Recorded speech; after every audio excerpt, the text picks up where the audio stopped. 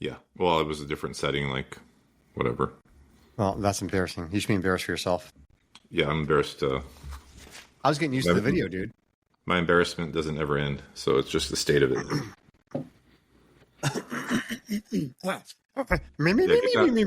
Get that out. I got the new YouTube channel up already. I think you could get a sponsorship for a lozenge or something. The YouTube channel is called The Man Cave. Since you and I last spoke, you started that? Yeah, I don't fuck around, bro. Bro, that's efficiency. I have no idea how to build a YouTube. It says 2 guys talking mostly sports and other stuff chicks hate. I figure you might as well alienate half your listeners right off the bat. Polarizing. Polarized much? If you're a chick, don't listen. That'll provoke. I'm not going to do. When we do recipes, dude, I'm not going to do like, oh, I'm a chef. No, I'm not a chef. So when I screw something up, it's going on there. Hey, you do you, bro. Watch you too. Like, here's how I screwed it up, and here's how I fixed it. That's definitely a Marine in you talking. See if you can hear this. Can you hear this? Yeah, it's pretty faint. It's faint. Yeah. It's like your football takes, pretty faint. Do you hear it now? Yeah. It's weird. That's my intro music, which kind of Please sucks. don't do that again. It's not very good. But I can't hear it on my end unless I use headphones. I'm like, is there a 3-year-old playing with some piano behind you? Oh, I'll give you that. Check this out.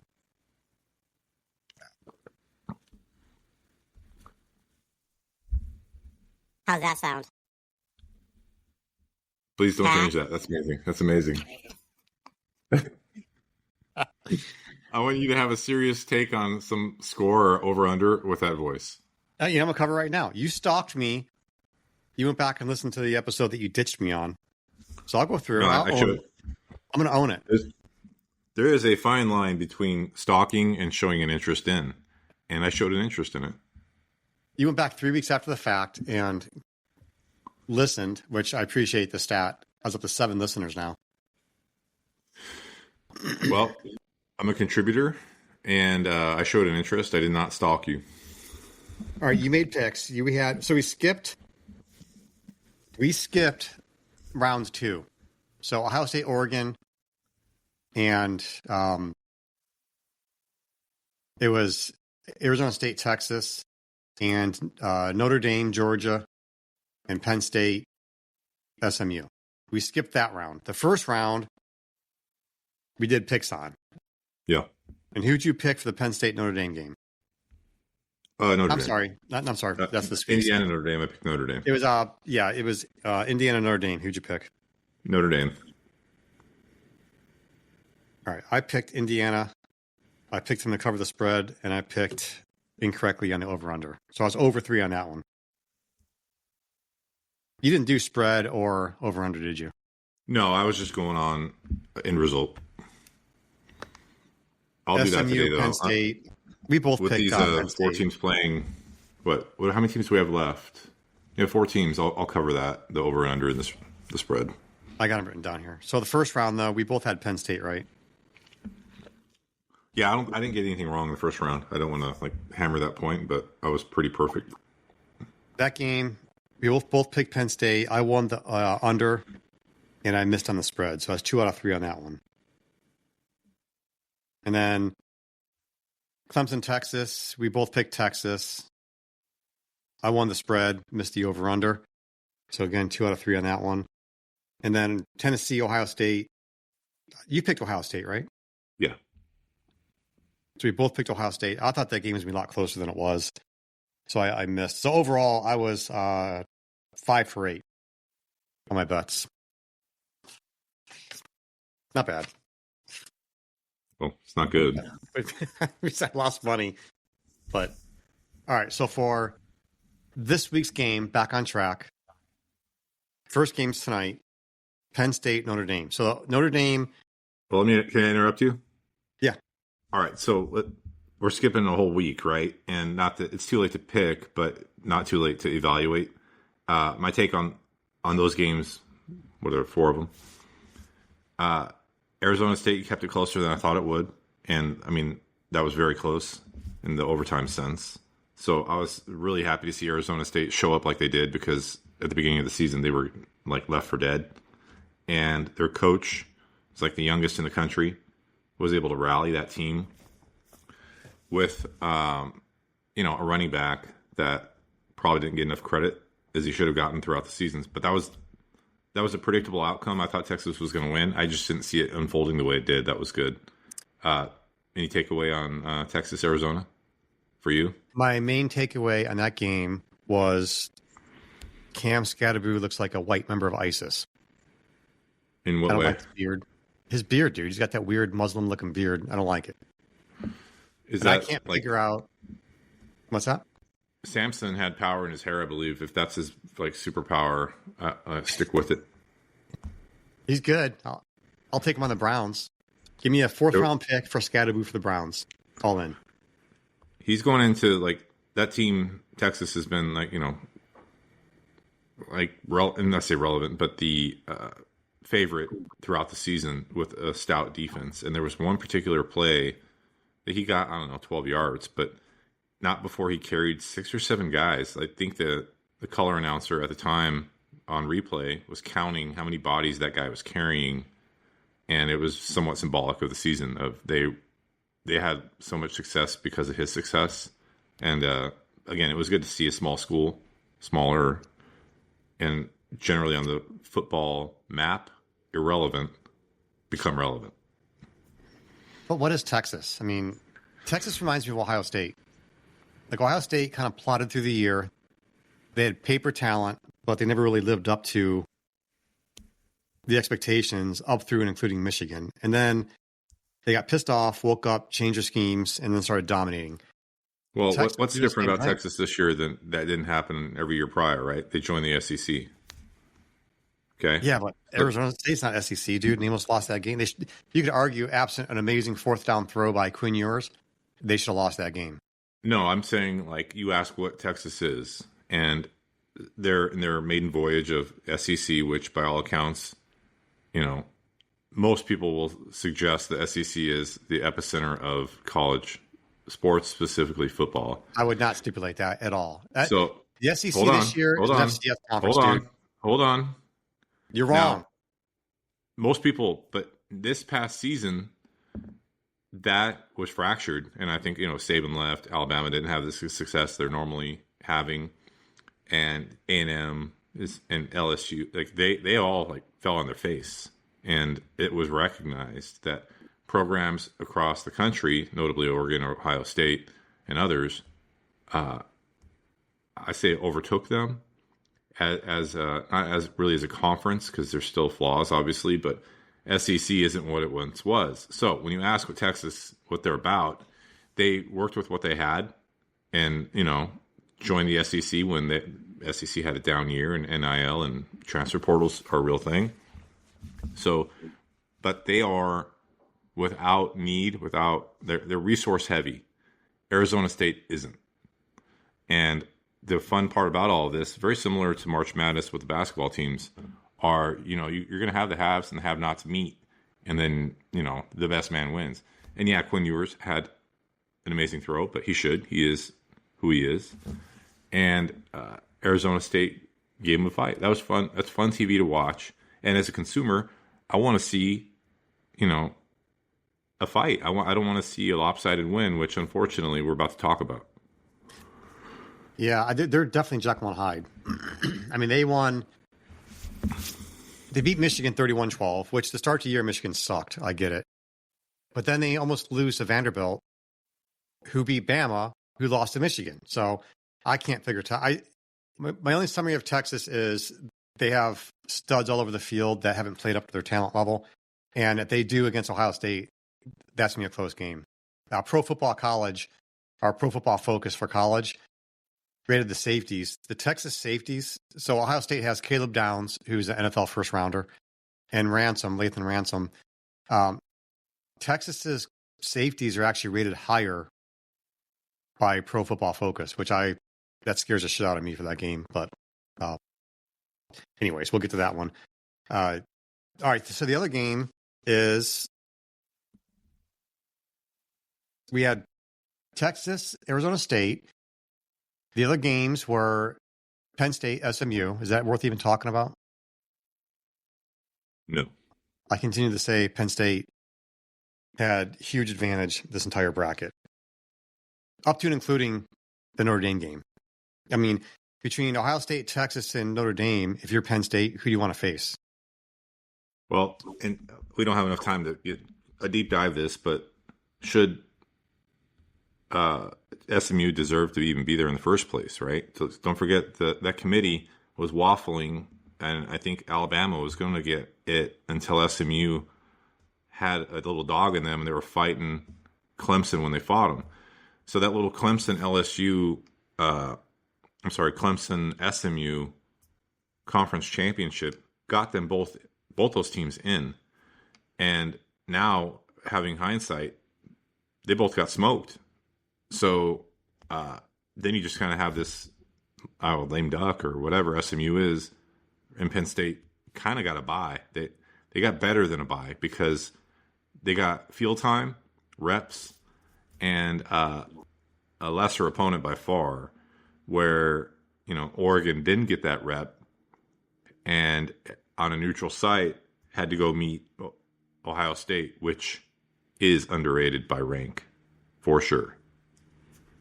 I don't mind SMU being in it. I don't mind Boise State being in it. I don't mind teams making it. The part of the fun of it is arguing back and forth who gets into it. My issue is with the seeding, which they can easily adjust. The fact, and I'm a Buckeye. I have no sympathy for Oregon whatsoever. However, if you're number one in the country, you roll through the season undefeated, and you're number one ranked team in the bracket, you get no home game, and game number 2 is against Ohio State. Meanwhile, Penn State gets Boise State and Penn State, and Texas gets Arizona State, which, yes, turned out to be a close game, but, I mean, Oregon just got royally screwed in this process. They got to fix that seeding. If you are a top 4 team, you can make the argument, I would rather have a home game over a first-round bye. Well, that's what Penn State achieved, right? Yeah, but did they deserve it? I mean, they deserve to be in. Yes. Did they deserve that seeding? I think they're the benefactors of the first year boo-boos of this process. Right. And I was going to get to the last time you and I spoke. It was imperfect before this year, and it remains imperfect. But we have more of a data set, more inclusion in terms of the teams that were allowed in, and then now the benefit of looking back at the result. Now, no one could foresee like some of these were completely lopsided, but there are nuanced benefits or not when it comes to a first round bye or not having a first round bye, because by all accounts in the industry or the standard is you're going to benefit from a bye. You can heal up and prepare, but you also, rest or rust issue. I don't buy into that. You look back historically over the college football last 20, 30 years, the last games are played late November, sometimes first week in December.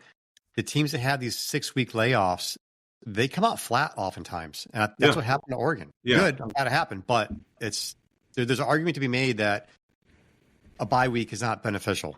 No, yeah, I'm not saying that it is. I'm saying both opinions exist, and this is an example of the bye week was terrible. But yes. Getting into the next game, Penn State and Boise State was I thought that unfolded like I thought it would. I mean, their running back, what's Boise State's Genty? Yeah, he came out like he is a dude, and he was that game, but Penn State's too much for what that is. No, you're not gonna go one dimensional against a team like Penn State. They're just gonna shut down your run. That's what they happened. tried. I mean, they tried throwing it, whatever, but it was beyond them.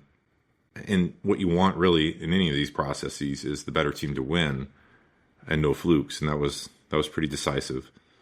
I'm gonna save Ohio State till the end, but let's go. Notre Dame, Georgia. Let's go. Bring it up. No, Notre Dame, Georgia. Waiting. So I actually watched most of this, and there was a series, I would call it under 5 minutes, where Notre Dame put a lot of points on the board, like within a short time frame that Georgia just couldn't recover from, and they had a late push to get closer. So this was a lot closer than 23-10. Like this could have easily been, tied.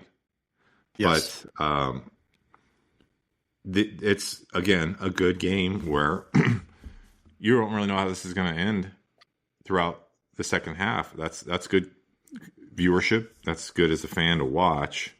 And just full disclosure, I'm a Notre Dame fan, and I'm a rooter. I root for them. But Georgia's a powerhouse in the SEC, conference. So that gives a little credence to Notre Dame, who has historically failed in any kind of bowl game and or playoff. And with Marcus Freeman as the second-year coach, to go to Louisiana, where Brian Kelly is now coaching, is the head coach at LSU, and compete against a conference opponent, in this case Georgia, and win, there was a lot of a feel-good story about that. And I think they're finally getting recognized as being good because they've suffered from historic failures, and the assumption this would be no different. Yeah, I had two observations on that game. Number one, Georgia is not Georgia this year. We keep waiting for them to be, but they're not. They have the roster. They lost their quarterback. Is that the issue, though? Stockton's a 5-star recruit. He's a pretty good quarterback, and I wasn't overly impressed with quarterback play from them throughout the year. But I get it. I mean, the rushing attack wasn't great.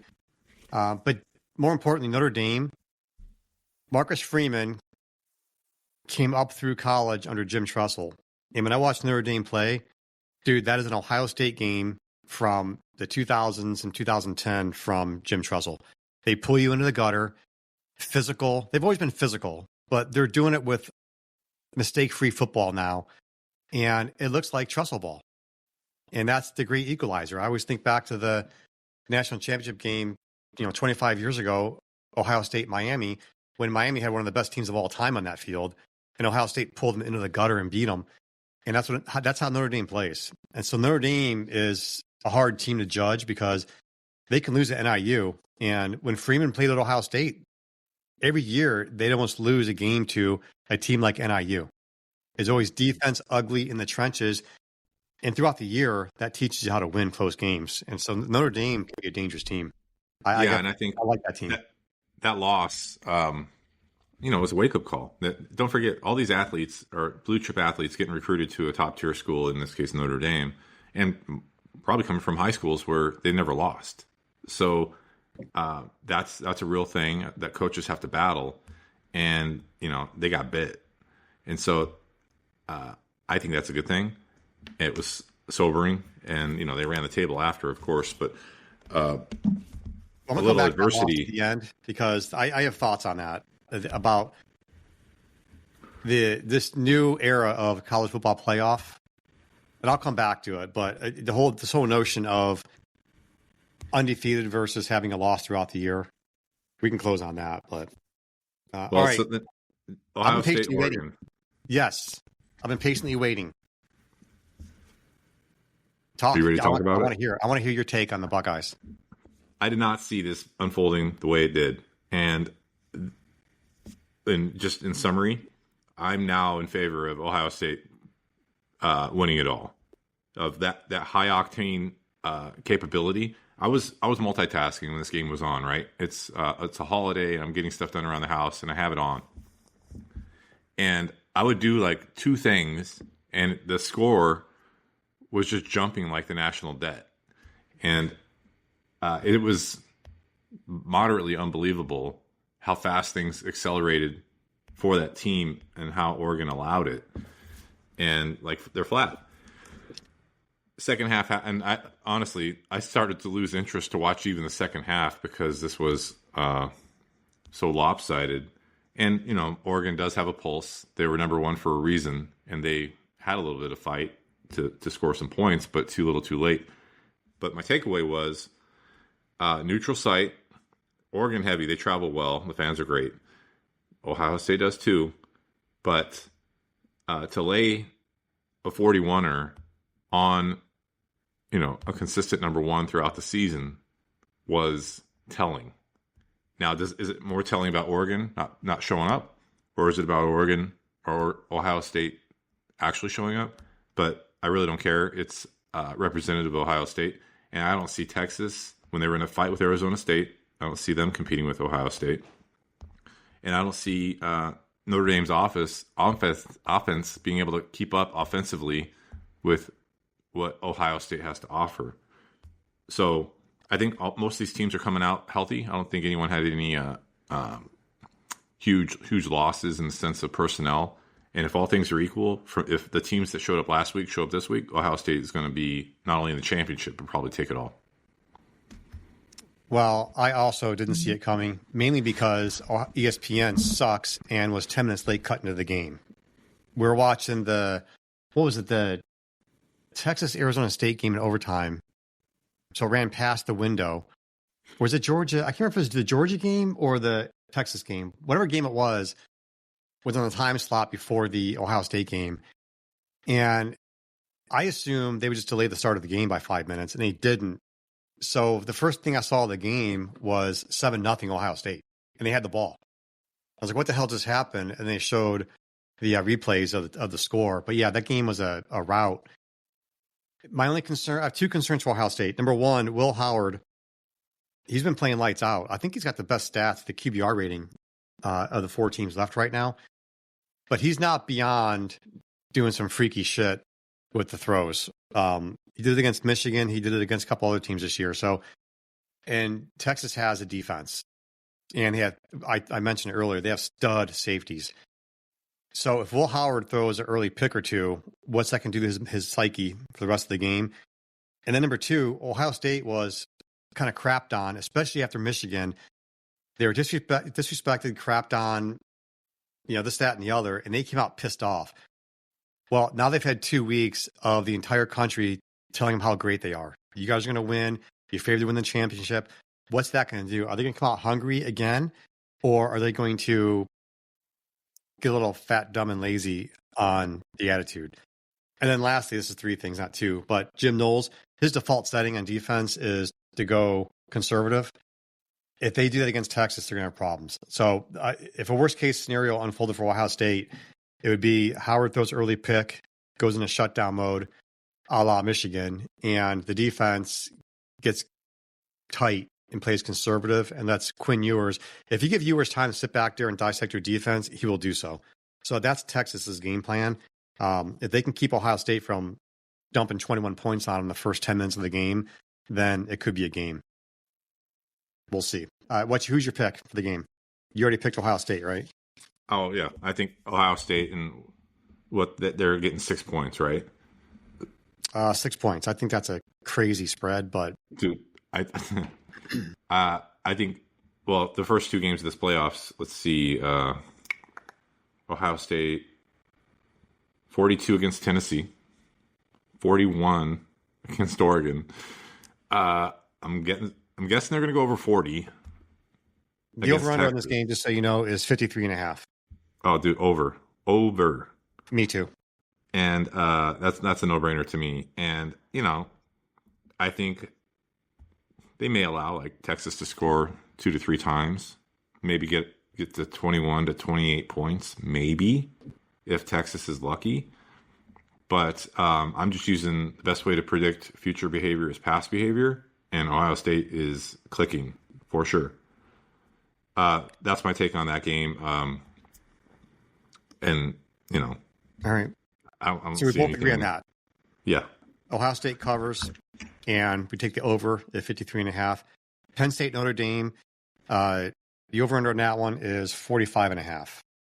Okay, I'm going to call it. Notre Dame's favored by 1. Yeah, I think Notre Dame will win. We'll cover that. And I'm going to call it an under. I think this will be a defensive game where, they just, I don't call it stalemate, but Penn State doesn't have a good history of success in these big games. I think their most recent success is like their only success. And Notre Dame's riding a high that I think is going to get them beyond Penn State. So my take on the national is Ohio State, Notre Dame. And if I'm right, mass appeal to watch that game. There's no Boise State, Arizona State, small market versus big market. These are national interest teams, and in the inaugural championship format. So I'm kind of excited to see that. And tonight when Notre Dame plays, I don't think it's not going to be exciting. It'll be a defensive, Big 10, Big 12 kind of game. That's exciting for some people, though. For people who like defense, that's exciting. Well, don't be defensive. Get it? Well, we agree on all of our picks. I'm going under on that one as well, but I'm picking Penn State. I'm going to all Big Ten national championship, Big Ten, Ohio State, Penn State. I think Drew Allar is a stud quarterback that isn't given any credit. I think Penn State is kind of like Notre Dame, but with a better quarterback. I don't like Notre Dame's quarterback as much as some people. Scrambling around is not effective quarterback play against a team like Penn State who can shut it down. Right. Well, he's a manager, right? He's not dynamic, but it works. I mean, it's getting him through. I think we agree. I have to say that Penn State's a sleeping giant with regard to the money that's getting pumped into that program right now. They're renovating that stadium, which is already amazing. And did you watch the demo of their press box the other day? I did. It's pretty cool. Yeah. And, they're reinvesting into that stadium, and I don't think it's really going to add capacity. That's already huge, like 110 or whatever. But, investing into their the future and the infrastructure and the talent that they're going to be pulling in. I heard a stat the other day that they have the most CEOs out of any other school come out of that school. And part of that is those CEOs reinvest into a new press box or whatever, NIL money. So I think over the next couple of years, they're going to take this season's success and parlay it successfully. I would call it, even if they lose to Notre Dame today, way better season than they've had in recent memory. I agree both for Notre Dame and Penn State. No, I agree with that. The only thing I'll question you on is you talk about sleeping giant. I remember clearly in 1990 when they joined the Big Ten and watching Penn State is one of those teams growing up where it had an aura about it. The uniforms, Joe Pa, all that stuff. And when it came out, they were joining the Big Ten. It's like, oh, great. Ohio State's in deep shit. And it held true for a couple of years. Ohio State would destroy them one year, and then the next year they would destroy Ohio State. But over time, they became very much a middle of the pack Big Ten team. I mean, they always played Ohio State tough in recent years, mainly because it's kind of like the Browns playing the Ravens tough. Browns suck, but they play their conference foes or divisional foes tough. But beyond that, Penn State has been a pretty average to above average team for the last 20 years. Yeah, but all right. This is its own podcast. What have they been through in the past 20 years? Oh, dude, don't even play. Paterno. You cannot ignore that mess. How many more decades do we give them credit for Paterno? No. I'm not giving them credit at all. But you're calling this like, over the past 20 years, they've had like, you have to acknowledge that there was this bump in the road where they had to recover from it. And I think they have. And everyone thinks they have. But is Bill O'Brien a good coach? Was he a good coach? Is he a good coach? I don't know. Would you agree that he knows football? Yeah. Well, that was the coach. Paterno left. When did Paterno leave? 2000? No. It's more than that. These things are culturally linked, and coaches matter for sure. When Saban takes off, that matters. Coaching matters. I'm not saying it doesn't, but when you have an aura and the criminality, and it doesn't end, and it's all surrounding that campus, that, for better or for worse, has a resonating effect year over year, and time does heal, and they've healed, but that's affected their success. That's undoubted. So yeah, they are a sleeping giant. They were, they've always been relevant in the landscape, but that is a hiccup. Bullshit. That's a hiccup that is unavoidable. That, to their credit, in their administration, they bounced out of it. There is no blueprint or map to deal with all of that. 2011. That was tell me you're an Ohio State fan without telling me you're an Ohio State fan. Wah. Bill O'Brien's a good coach, and James Franklin can't win shit on the national stage beyond Boise State and SMU, even though I just picked them to win tonight. But that's a weak excuse. Penn State has always pulled talent off the East Coast. What destroyed Penn State, if you look back before Jim Tressel arrived at Ohio State, Michigan and Penn State both feasted on Ohio talent. Tressel put a stop to that. And the downfall of Michigan and Penn State both perfectly coincided with Tressel's years at Ohio State. And Penn State never recovered, and neither did Michigan until Harbaugh arrived. I'll just say, like, I'm beyond my depth on the vast knowledge you have of Midwest football and cherry-picking talent from Western Pennsylvania and Eastern Ohio and generational whatever. You're clearly more knowledgeable about that. But tell me the last time Penn State won a national championship. Thank you. They won a national championship under Joe Pa was the last one. Right. I don't know what year that was. What year was All that? Right. Would you agree there's been a pretty significant gap since that occurred? Yeah, that's kind of my point. You keep calling them sleeping giant. I'm like, they've been a sleeping giant for 30 years. No, I'm talking like the swell of money that's going to get injected into that program, and overall, like, money is driving all of this right now. And Ohio State's no different. They are bankrolling a ton of athletes. Penn State's about to join that fray. That's all I'm saying. That's a fair point. By the way, their last national title was in 1986. Yeah, and you know what is also around that is Notre Dame's last national championship. What's interesting? I enjoy that relevancy of, like, getting these guys back in it. Well, who saw Michigan last year winning it all? So, I mean, it's a fair point that Notre Dame or Penn State could easily. I mean, everyone's writing in Ohio State. I think there's a lot of football to be played. Well, I mean, I'm a product of the 80s, early 90s, and nothing would please me more than seeing Nebraska relevant again. UCLA, like some of these powerhouse schools coming back. And so I like Penn State and Notre Dame. I like the fact that they're meeting. That's kind of symbolic of they're back and relevant and competing. But I see Notre Dame. I don't disagree. I agree. You're getting fun matchups. And that leads me to my other point I was making earlier.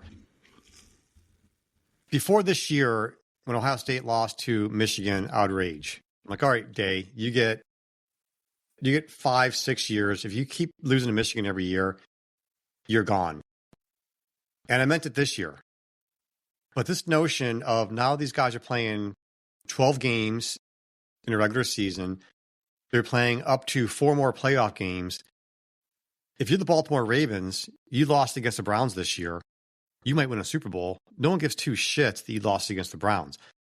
This notion of, in this modern day of football, where you can't lose a game, it's got to stop. And you're going to drive good coaches like Ryan Day away from the sport because, honestly, if they win a national title, I don't give two shits if they played a bad game in November and lost to Michigan. I don't want to punch myself in the face for saying that, but it's true. You have to get past this. You lose a rivalry game, so what? It's all about getting to the playoffs. Starting this year, get to the playoffs. I don't care if you lose 3 games. Get to the playoffs, peak at the right time, and win a title. You do that, nobody cares what happens during the regular season. It's got to be a paradigm shift in college football. We're done talking about Ohio State. This is the part you tell me I'm right, and you're now a Buckeyes fan. I feel like there's a conversion attempt each time we talk about this team. Like, you're trying Ohio to convince State is the Rome of college football. All roads lead to the Buckeyes. Well, in this case, after watching the drubbing that Oregon just took right after Tennessee, or right before, after Tennessee got their drubbing, was I kind of feel bad for Texas. That's me a close game. But no, you're you're hedging your bet. You always do this where you're like, well, both can happen. I'm not sure. And then whenever one of those things happen, you could say you're right. I was right. I see what you're up to. All right. So really quick. on the new channel, we're going to switch to food. I have pizza dough. And this, by the way, and we touched on this earlier before the call. This isn't a, hey, everyone, follow my recipe. This is, I'm going to try something. And if it explodes in my face, we're going to post it. So I'm going to post my pizza. I'm trying a new pizza dough recipe. And I got a wood oven in the backyard. I'm going to do my pizza on, I think, Sunday. And I'll tape it and I'll upload to YouTube. And if it turns out well, then I'll upload the video. And if it blows up in my face, then I'll post that as well. What are you going to cook? What's your weekend game plan for food? All right. So before I answer that, I'm going to briefly talk about we all went through COVID. We were all isolated. And my family, what ended up happening was I began collecting fitness equipment and gadgets to cook with, right? And that's just what we did. We passed our time, and it was a good thing. Now that we're out of that, what I ended up having was dusty gym equipment because the gyms were open, and all my kitchen gadgets, which I'm proud to say I still use.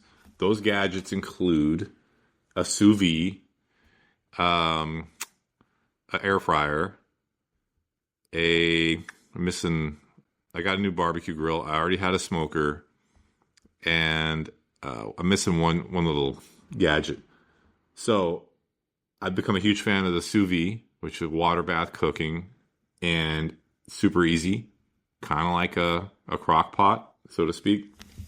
So right now I'm cooking in bulk for 5 of us that have huge appetites, and chicken breast. I'm going to sous vide that, season it, probably have a variety of ways we'll present it, either in chicken breast form. We're going to shred a couple of them for barbecue or tacos and get us through the weekend that way. But over the course of 2 hours, I can cook 9 to 12 breasts in a tub. It's super juicy. I really can't F it up. It's kind of So sous vide basically means you put the food inside a plastic bag and then submerge it into hot water, and it cooks on its own juices. That's a sous vide, right? Yep, and it's just similar to however you want to present it, like season it. Before that, it goes in that bag, or while it's in the bag, you add garlic, onion, whatever it is, a rub, and if you really want to get fancy with it, because it already sounds fancy, sous vide, is pop that sucker, pop the meat on the smoker first for 30 minutes, then bag it, and you get the benefit of the sous vide plus a little bit a smoke flavor, if that's something you want to do. I just like hearing you say the word sous vide. Yeah. I make it sound like it's my sous chef, but it's a sous vide. All right. Well, if you want to do a video of that, I'm going to do a video of my pizza. And I'm going to copy. There might be one where you live too, but there's a famous pizza restaurant, a chef. He won an international competition, a gold medal for this pizza that I'm going to try and recreate this weekend. So I'll go into the ingredients on that and post a separate video to the channel. Yeah, I'm going to cook a chicken breast. That's about as fancy as I'm getting. Well, you put the word sous vide in front of it. It sounds really fancy. If I cook a chicken breast, are you going to give me a gold medal? I'm gonna make up my own award and give you a medal just for using the word sous vide 6 times in a paragraph. It needs to have some distinction. You got to name it, like I guess the world's best chicken. Even though you have I'm no gonna work on basis my to graphic art skills, and I'm gonna do an obnoxiously large banner on the YouTube channel referencing your chicken. Yeah, but another word for chicken is cock, right? You could get creative with that. You could do a pulled cock sandwich. All right, so that's coming on the channel. And so next week, we'll do a recap of the games, do our national title preview, and go from there. So thank you for listening in, and keep an eye on the channel. And you're a fat douche likes you. Easy. That's why I get the operational pause after so I can cut that part out. Or maybe I won't. I don't know. Depends what kind of mood I'm in. Oh, yeah. One more thing to add. Ohio State still sucks.